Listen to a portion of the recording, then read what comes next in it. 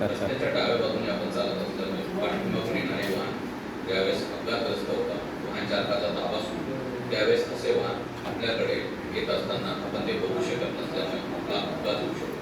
त्यामुळे पायी चालताना उपात नसणाऱ्या ठिकाणी नेहमी रस्त्याच्या उजव्या बाजूने रस्त्याच्या खालून चाललं पाहिजे, जेणेकरून वाहन आपल्या समोरच्या बाजूने येत असतं आणि समोर येणारं वाहन जर अपघातग्रस्त होत असेल किंवा वाहन चालकाचा ताबा सुटत असेल, नेहमी उजव्या साईडनं चालायला पाहिजे चालताना.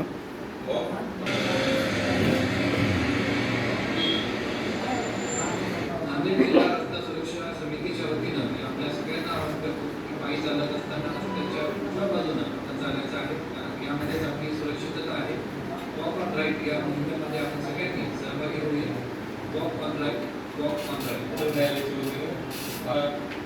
Walk and right.